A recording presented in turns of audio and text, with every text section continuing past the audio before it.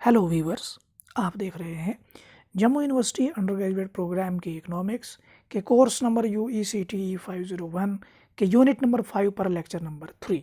इस लेक्चर का टॉपिक है role of monetary policy in developing countries. मैं हूं आपका host Mohammad Saleem, assistant professor in economics at J&K higher education department. आइए शुरू करते हैं। Role of monetary policy in developing countries. Monetary policy के कई सारे रूल्स हैं डेवलपिंग कंट्रीज़ में और बहुत significant rules. Monetary policy plays numerous significant rules in developing countries in many respects. पहला rule, mobilisation of savings. Monetary policy बहुत अहम रोल अदा करती है। सेवर्स के पास जो पैसा एक्सेस में फंड्स होते हैं, उन फंड्स को इन्वेस्टर्स तक पहुंचाने के लिए। कैसे? सेवर्स के पास जो आइडल मनी पड़ा रहता है, मॉनेटरी पॉलिसी में कुछ ऐसी पॉलिसीज़, ऐसी स्ट्रेटजीज बनाई जाती हैं कि सेवर्स मोटिवेट होते हैं अपने एक्सेस फंड्स को बैंक्स में डिपॉजिट करने के लिए, और फिर वहाँ से लोन्स की फॉर्म में लेके इन्वेस्टर्स किसी और जगह इन्वेस्ट करने के लिए, नए प्रोजेक्ट्स में, बिजनेस प्रोजेक्ट्स में इन्वेस्ट करने के लिए मोटिवेट होते हैं। इस तरह से जो पैसा idle in the form of savings savers के पास होता था, वो मोबिलाइज होकर इन्वेस्टर्स के पास चला जाता, जो बहुत इंपॉर्टेंट है। यहाँ क्योंकि पैसा बेकार रहता है इनके पास, अब इनके पास वो पैसा पहुँचा तो उस पैसे को वो बहुत जो है फ्रूटफुली, गेनफुली जो है इन्वेस्ट करेंगे।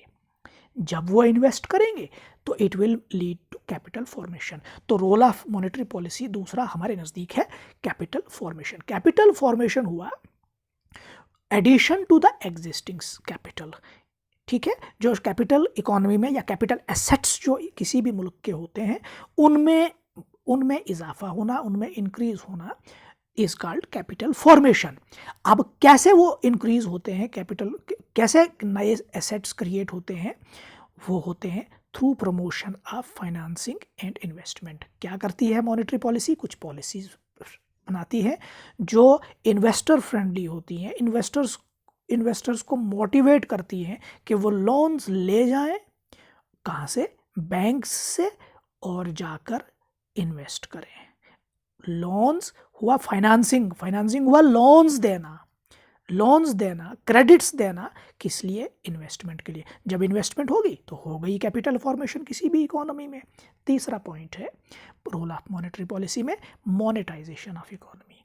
किसी भी इकोनॉमी में ना दो सेक्टर्स होते हैं, सब्सिस्टेंस सेक्टर और कमर्शियल सेक्टर।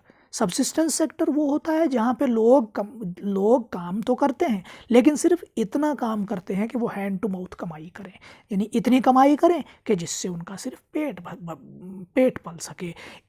उनके यहाँ कमर्शलाइजेशन का, उनके यहाँ जो है तिजारत का कोई भी जो है वो नज़रिया नहीं होता है।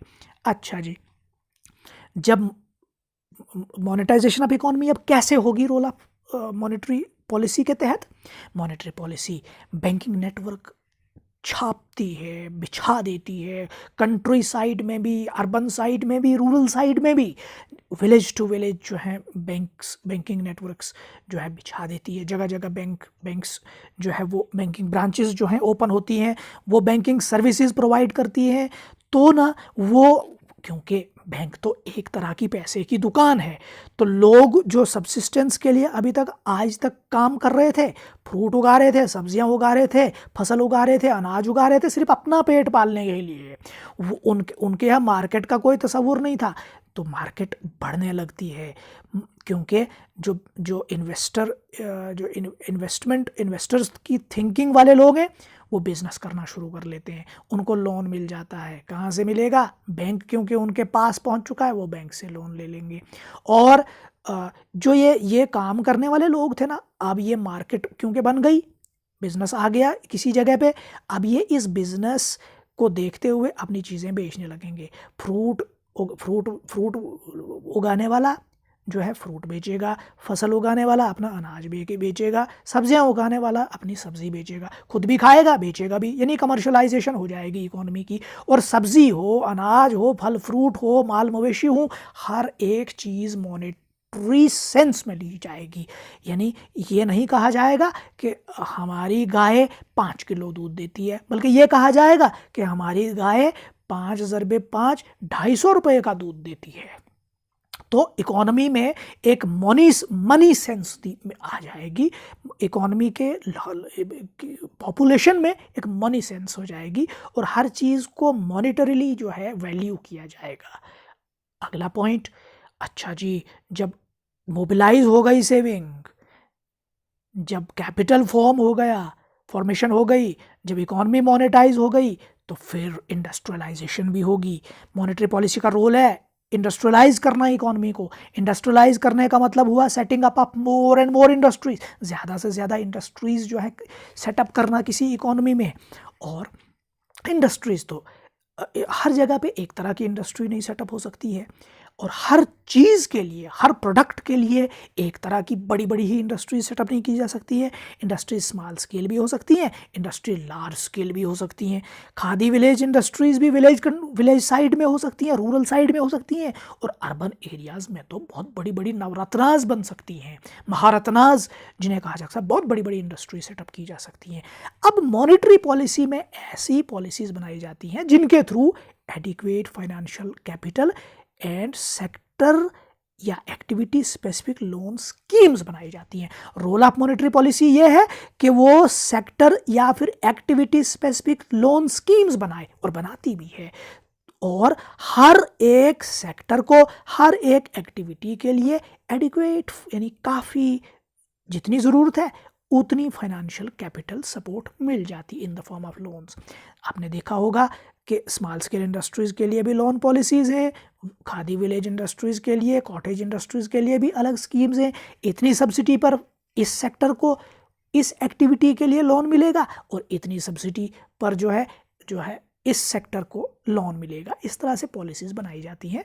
होता क्या है, जब हर सेक्टर को लोन मिल गया, हर सेक्टर को क्रेडिट मिल गया, हर सेक्टर को फाइनेंशियल कैपिटल सपोर्ट मिल गया, तो हर सेक्टर में इंडस्ट्रीज और हर एक्टिविटी के लिए इंडस्ट्रीज सेटअप होंगी। तो this will lead to industrialisation of whole economy, जो कि बैकबोन है इकोनॉमिक ग्रोथ के लिए। इंडस्ट्रियलाइजेशन का होना इकोनॉमिक ग्रोथ के लिए तो बैकबोन है। अच्छा जी, जब इंडस्ट्रियलाइजेशन हो गई, कैपिटल फॉर्मेशन हो गई, तो इकोनॉमी में इकोनॉमिक ग्रोथ भी देखी जाएगी। What is economic growth? Economic growth हुआ सिंपली जिसे आप कहते हैं जीडीपी में इंक्रीज हो जाना, प्रोडक्शन कैपेसिटी जो है इकोनॉमी की उसमें इजाफा होने को इकोनॉमिक ग्रोथ कहते हैं। इकोनॉमिक ग्रोथ हुआ किसी इकोनॉमी में प्रोडक्शन का बढ़ना और प्रोडक्शन के पोटेंशियल का बढ़ना। अब ये कैसे होता है, ये कैसे होगा, इकोनॉमिक ग्रोथ कैसे होगी? मॉनेटरी पॉलिसी इसके लिए क्या करेगी? वो पिक अप करेगी, यानी बढ़ाएगी दो चीज़ों को, इन्वेस्टमेंट और कंजप्शन एक्टिविटीज़ को। लोन देगी तो इन्वेस्टर्स इन्वेस्ट करेंगे, लोन देगी तो हाउस होल्ड कंजप्शन के लिए लोन लेगी, home loan, car loan, marriage loan etcetera. तो दोनों इन्वेस्टमेंट और एक्सपेंडिचर जब बढ़ेगा, इकोनॉमी में एक हीट पैदा हो जाएगी एग्रीगेट डिमांड की। एग्रीगेट डिमांड बढ़ेगी क्योंकि जब इन्वेस्टमेंट बढ़ी, आई बढ़ा, सी बढ़ा, तो एडी खुद ही बढ़ा, एग्रीगेट डिमांड भी बढ़ी। जब एग्रीगेट डिमांड बढ़ती है ना, तो इकोनॉमिक ग्रोथ तो फिर डेफिनेटली आती ही आती है, जीडीपी तो बढ़ता ही बढ़ता है। अच्छा जी, उसके बाद क्या रोल है मॉनेटरी पॉलिसी का? Inclusive growth. ग्रोथ सिर्फ इकोनॉमिक ग्रोथ नहीं जो सिर्फ ओवरऑल जीडीपी नंबर को देखता है। बीच में क्या हुआ, हाई इनकम क्लास का क्या हुआ, मिडिल इनकम क्लास का क्या हुआ, लो इनकम क्लास का क्या हुआ, ये ना जीडीपी नहीं देखता।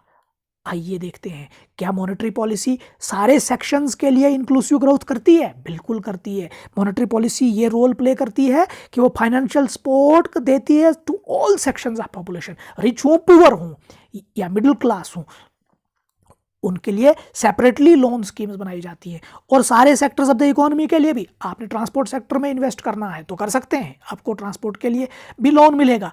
और आपको अगर एग्रीकल्चर सेक्टर में काम करते हैं, आप फार्मर हैं, तो आपको केसीसी जैसे जो है किसान क्रेडिट कार्ड के तहत जो है वो लोन्स मिलेंगे बहुत कम रेट ऑफ इंटरेस्ट पर। और आपको अगर आप अगर किसी और सेक्टर के साथ जुड़े हैं, इंडस्ट्रियल सेक्टर के साथ जुड़े हैं, तो आपको अलग किस्म से आपको भी लोन दिया जाएगा। यानी सारे सेक्टर्स के लिए लोन स्कीम्स हैं, क्रेडिट स्कीम्स दी जाती हैं, क्रेडिट सर्विसेज दी जाती हैं, और सारे सेक्शंस ऑफ पॉपुलेशन को कवर किया जाता है। अब देखिए जनधन स्कीम को ले लीजिए, इसमें क्या है, सबका खाता खुलेगा, सबकी छोटी छोटी जमा पूंजी जो है वो जमा होती जाएगी बैंक्स के पास। तो लेट इट। अब आइए आगे चलते हैं। इकोनॉमिक ग्रोथ भी हुई, इंक्लूसिव ग्रोथ भी हुई, लेकिन इकोनॉमिक स्टेबिलिटी बहुत इंपॉर्टेंट टॉपिक है, बहुत इंपॉर्टेंट एस्पेक्ट है ग्रोथ का। जब ग्रोथ हो तो स्टेबिलिटी के साथ हो, बढ़े जीडीपी तो बढ़े लेकिन स्टेबिलिटी के साथ बढ़े। 20% एक क्वार्टर में और -20% दूसरे क्वार्टर में, इस तरह से इर्रेगुलरिटी ना हो, बल्कि एक बिल्कुल स्टेबल जो है वो स्टेबिलिटी के साथ जो है ओवरऑल ग्रोथ होती जाए। 6%, 7%, 8%, 9% इस तरह से ग्रोथ हो, ना कि 7%, फिर -20%, फिर 5%, फिर और गिरेगी, फिर और बढ़ेगी, इस तरह से ना हो। पॉलिसीज़ ऐसे फ्रेम की जाती हैं ताकि स्टेबिलिटी आ जाए इकोनॉमिक ग्रोथ में, एक प्राइसेस में और फॉरेन एक्सचेंज रेट में। तीनों वेरिएबल्स, चाहे इकोनॉमिक ग्रोथ हो, चाहे प्राइसेस हो, चाहे फॉरेन एक्सचेंज हो, तीनों की स्टेबिलिटी के लिए मॉनेटरी पॉलिसी के पास कुछ ना कुछ डिसीजंस ज़रूर होते हैं। ये हम अलग अलग जगह पे इनको नेक्स्ट वीडियोस में डिस्कस कर सकते हैं। अगला रोल और बहुत इंपॉर्टेंट रोल मॉनेटरी पॉलिसी का ये है कि मॉनेटरी पॉलिसी हेल्प करती है, बहुत इंपॉर्टेंट रोल अदा करती है इन्फ्लेशन को कंट्रोल करने में।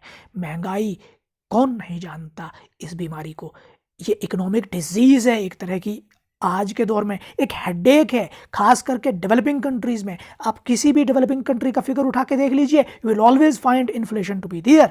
वहाँ 7%, 10%, 15, 20%, 30% भी इन्फ्लेशन रेट्स आज की डेवलपिंग कंट्रीज़ में देखी जाती हैं।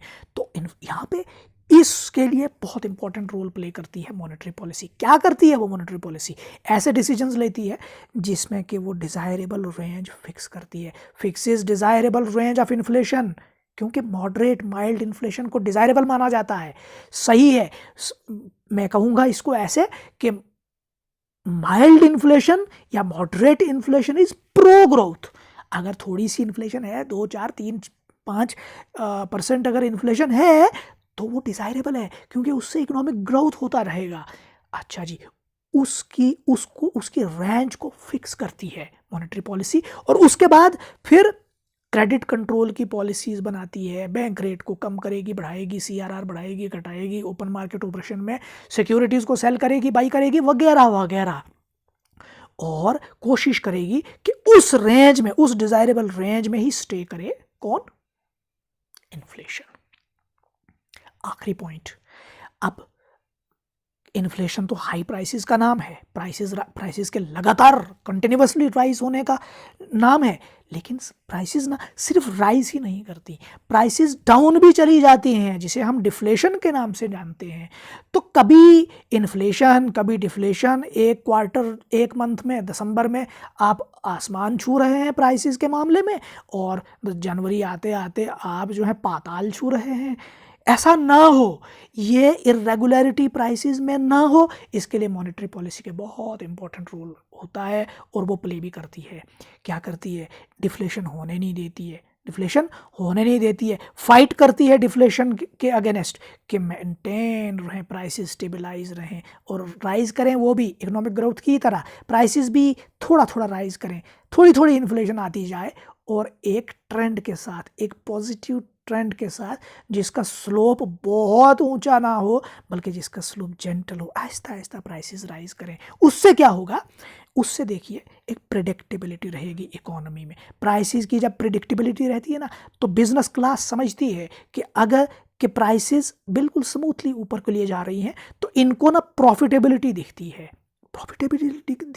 प्रॉफिट मार्जिन भी इनको अपना बढ़ता दिखता है। अगर एक चीज़ आज 5 रुपये की, इन्हें मालूम है कि अगले साल 6 रुपये की हो जाएगी, फिर 6.5 की, फिर 7 की हो जाएगी, तो इनका प्रॉफिट मार्जिन इनको बढ़ता दिखता नज़र आता है, प्रिडिक्टेबिलिटी बढ़ जाती है, और फिर प्रॉफिटेबिलिटी भी बढ़ जाती है। और ये दोनों चीज़ें काम करती हैं इकोनॉमी में इंश्योर करने के लिए कि बिजनेस फ्रेंडली इन्वायरमेंट हो।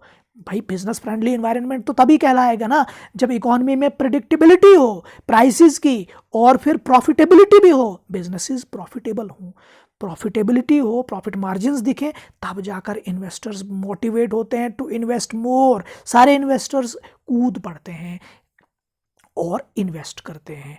ये था role of monetary policy in developing economies.